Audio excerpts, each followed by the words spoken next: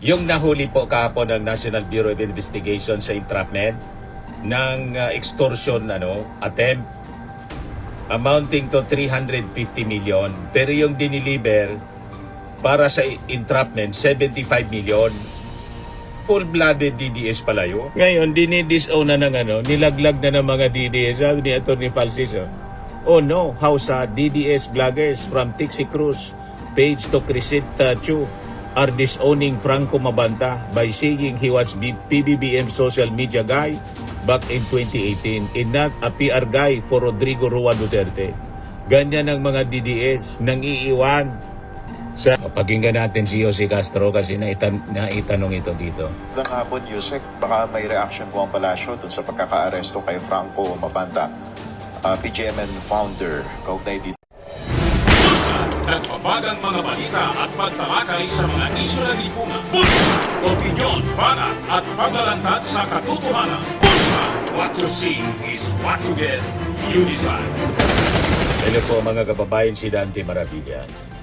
O yung founder mga kababayan ng Peanut Gallery, Media Network or PGMN. Ayan o. Na si Franco Mabanta. Ayan o. Yung nahuli po kahapon ng National Bureau of Investigation sa entrapment ng extortion attempt amounting to 350 million. Pero yung diniliver para sa entrapment, 75 million. Full-blooded DDS pala yun. Pero ang sabi mga kababayan, naging consultant ng ating Pangulong Bongbong Marcos noong hindi pa siya presidente sa social media. Nagtrabaho as social media director. Pero yung nabiyak na yung unit team, mga kababayan, siyempre, luminya siya sa dati niyang kulay. Yung DDS, ayun, timbog mga kababayan sa entrapment. Ayan sabi dito sa post ng Cagayan Post. Franco Mabanta, CEO in whose digital media company PGMN is infested by rabid DDS influencers. Was arrested by NBI for extortion. He was supposedly getting a maleta of cash as down payment for a 350 million demand. PGMN is destroyed. Whatever is left with their credibility, if they have any, is now reduced to zero. Ang lakas makapuna kay BBM na kurap, gawain naman pala nila. Good riddance, sabi ng Cagayan Post. Karma. Ngayon, dinidisown na ng nilaglag na ng mga DDS. Sabi ni Atty. Falciso, oh no, how sa DDS vloggers from Tixi Cruz, Page to Crisita Chu are disowning Franco Mabanta by saying he was PBBM social media guy back in 2018 and not a PR guy for Rodrigo Roa Duterte. Ganyan ang mga DDS nang iiwan.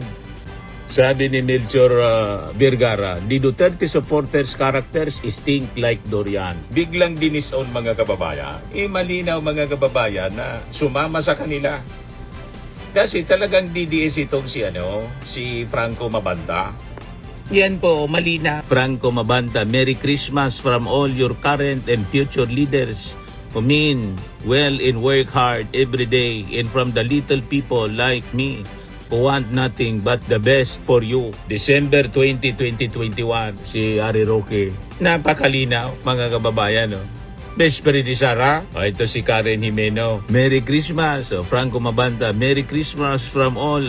Post yan ni Franco Mabanta mismo, Malacanang Palace. Ngayon, dinidikit sa ating Pangulong Bongbong Marcos na social media director daw. Kinuha talaga. Kaya lang, nung siguro malata, dumistansya na yung ating Pangulo kasi ganun pala yung ugali niya.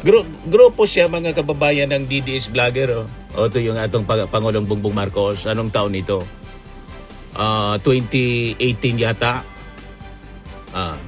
Si Mocha, si TP, mga kababayan, si Lisa Marcos, si Trixie Cruz Angeles, yung mga kilala natin, si Lopez, ito siya, mga kababayan, si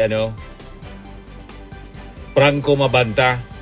Kaya sabi ni Benji Contreras, si Brother Benji, ito yung panahon nung natalo si PBBM sa vice presidential election 2016-2019 na napapaligiran sila ni First Lady Lisa Marcos ng mga DDS vloggers ni Digong.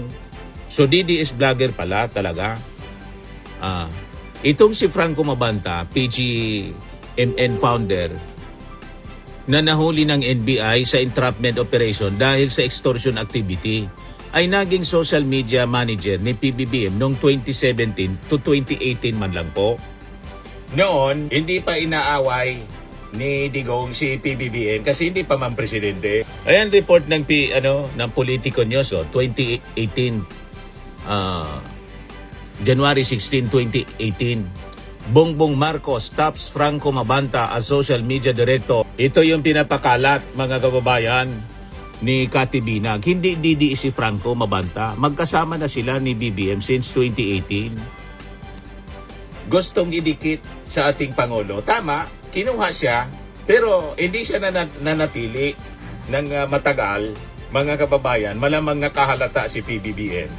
Kaya ganoon. Ngayon, nag-establish ng PGMN itong si Franco Mabanta. Yun ang intention pala, gamitin sa extortion activities. ECDC, attack and collect. Yun ang intention pala, mga kababayan. At malinaw na DDS po, si Greco Belica nga. Prinomote pa, January 24. Kailan ba to? January 24, walang year kung anong taon. Basta January 24. Post ni Greco, isang DDS. Sabi niya, PGMN is the future of media because they are not afraid to be wild, yet professional. That's why I accepted the invitation to join them. O kasama pala siya. I know Lian Liviste. He is a different cat who combines his dad's wild spirit with his mom's professionalism. He's a maverick and I know he can answer every issue thrown his way. Let's be clear, Lian did not take money from the government. He made it in the private sector. Unlike the cases involving public money, like Diskaya issues, Lian's business struggles. Talagang infested po ng mga DDS personalities yung PGMN. Kasi nga po, pure-blooded DDS, mga kababayan, si Franco Mabanta. Kaya sabi ni Politiken, breaking news, Peanut Gallery Media, a network founder, arrested. Agoy, sila pala ang tunay na may maleta. Waiting for other details, will be sharing it soon. Yan yung natimbog, mga kababayan, na recover na 2 maleta ng pera. Na-recover sa pangungutong. Sabi ni Nan Macwarnes, mafia ng Davao, Tatak Duterte, no joke, no joke. Post ito ni Mike Abi, Mike Abi Opinions. Kayo ba talaga ito? Ayan o, sabi rito. DDS vlogger Franco Mabanta, nahulihan ng maleta na may 75 million daw. Yung idiniliver na mark money para sa entrapment. You see? O ito siya, mga kababayan, iniharap sa press con kanina ng NBI, todo deny. Sir, related ba sa flood control yung video? Tungkol sa yung video, sir? We'll see. We're innocent. It's not true. I have one point. Innocent daw siya. Innocent. Completely. Completely. Sir, bakit tingin niyo po ay you were arrested if you are innocent naman po? Talk to my lawyer. Sir, it's not true. I haven't seen it. I don't have my phone. Ito, bababa. Tinatanggi mo, hindi ko totoo. Sir, how about the video? Huling-huli po sa video.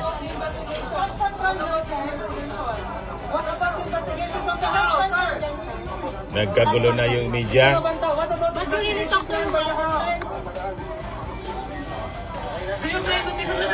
From inquiry rito, mga kababayan. Tungkol sa yung video, sir? We'll see. We're innocent. It's not true. I have one point. Huling-huli po sa entrapment. Yan ang pera. Mark money siya, mga kababayan. Anyway, so pag-usapan natin, mga kababayan, yung pagkauso ngayon dahil sa social media, nauso po yung ACDC, attack and collect, defend and collect. Noon, sa mainstream media, may mga ganyan din. Kahit dito sa amin, mga kababayan. Pero ngayon, nang mauso yung social media, tumindi lalo. Attack and collect, defend and collect. So, mag-ingat po tayo sa mga kumakalat na mga independent social media network ngayong panahon ng digital world na nagpapakilala independent media network. O, di ba? Astig, pakinggan, parang pinoproject nila walang kinikilingan. Puro katotohanan lang daw, tulad ng sinasabi ni Grico Belica, referring to PGMN. Pero ang tanong, saan sila kumikita? O, alam na ninyo kung saan sila kumikita? Sa totoong media, mga kababayan kasi, may totoong pinukunan po ng pondo. Sana niya, Mr. Maravillas. Ako, taga-mainstream media ako. Kaya alam ko, sa mainstream media, mga kababayan, mga television, newspapers, ang negosyo nila, advertisement. May mga subscribers sila, may opisina, may mga reporters at mga editor sila na sinisweldohan. Dumadaan sa proseso at verifikasyon bawat kwento. At saka may pangalan na pinangangalagaan. Ganon kami sa mainstream. Pero itong ibang mga digital networks, ay sabihin ko po sa inyo, kitang-kita naman po, walang ads, wala silang malinaw na negosyo. Pero makikita ninyo, tuloy-tuloy ang expose nila. Saan sila kumukuha ng pondo? Extortion. Isang krimen ang ginawa po ni Franco Mabanta, founder ng PGMN. Yan, dalawang maleta daw to ng pera diniliver mga kababayan as smart money. Kaya hirap na hirap sa pag-defend yung mga DDS vloggers. Dinidisown nila mga kababayan nitong si Franco Mabanta. Very close sila. Ito yung report ng abogadonews.com, latest po, Abante Radio. NBI Franco Mabanta for others to face robbery extortion charges over alleged 300 million demand versus 13. Sabi dito sa kwento ng abogadonews.com, a year ago, mababa lang yung amount, but through the representative of the complainant 2 weeks ago, it ballooned to 350 million. Meron pang mga usap-usap at ang final demand is take it or leave it 300 million until umabot tayo sa entrapment po kahapon. Sabi po ni Santiago, NBI agent. He said that if the first tranche was not settled by May 5, the first part of the video with damaging information was going to be released. The threat is pag hindi masettle ng yung dinidemand nila, May 5, ilalabas na yung part 1 ng video. The NBI said the entrapment operation took several hours because Mabanta allegedly did not want to receive the cash personally and told the representative to go to a place in Pasig where another person would pick up the money. Sindikato talaga po. The NBI agents were paid the person who accepted the money until it was delivered to another place. It was there that Mabanta and several others were arrested. NBI Director Melvin Matibag said the investigation would continue because PGMN was allegedly involved. It will still be an ongoing investigation because it's the PGMN yung involved dito. So we will look into yung mga telepono and mga accounts, social media. There are several social media accounts that were mentioned and linked to PGMN, sabi po ni Matibag. He said the NBI will also check if there is conspiracy beyond the arrested individuals. Malamang may mga iba pang kasabwat. Malakihan yung transaksyon, mga kababayan. Malamang may mga tao din itong si Mabanta sa social media circles, mga kababayan, na under payroll niya. Ito yung timeline, mga kababayan, ng entrapment base sa report ng NBI. Yan, sabi diyan, according to NBI, based on NBI account, on a meeting in Makati, undercover NBI agents met with Franco Mabanta in a hotel in Makati where the alleged extortion or illegal demand was consummated. Pangalawa, refused to accept Franco, allegedly refused to accept the money personally, saying there were too many CCTV cameras inside the hotel. Then, pangatlo, he allegedly instructed the agents to bring the money to Valle Verde, Pasig, where his people accepted the money.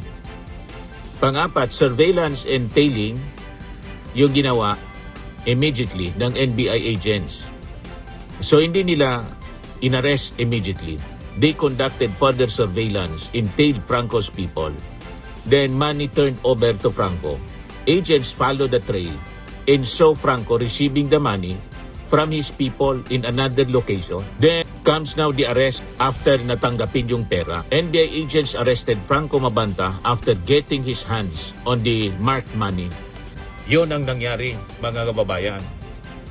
Ngayon, kanina sa press con, tinanong si Yossi Castro, sabi dito, as if President Marcos Jr.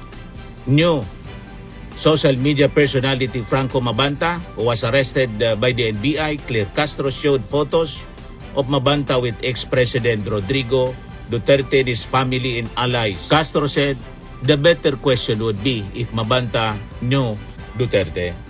Ayan o, yung picture, mga kababayan. Malinaw.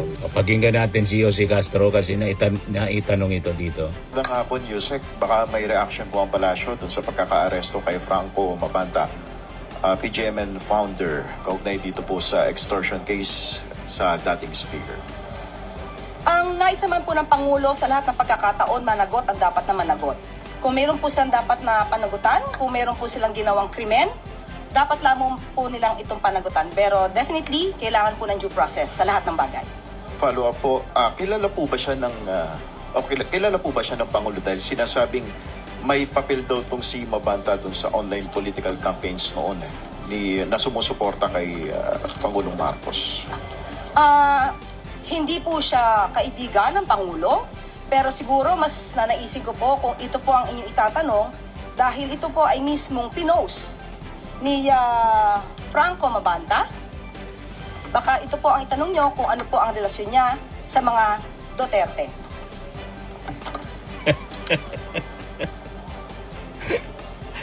Di ba? Malinaw. Ito nga po si Harry Roque. Kasama pa si Harry Roque. Alams na. Quick follow-up sa inyo pong pagkakaalam, Yusek, ano po ang relasyon po kaya ni Mabanta sa mga Duterte? Ay, kayo po ang magtanong sa kanya. Lalong-lalo na po, marami naman po yata siyang na-feature sa kanya mga articles na halos ay kumakalaban sa administrasyon. Sige, natanong mula kay Jervis Manahan, ABS-CBN. Basag na basag po yung mga propaganda ng mga DDS. Dinis own, malinaw po, nakasama nila, mga kababayan, at dumikit sa kanila.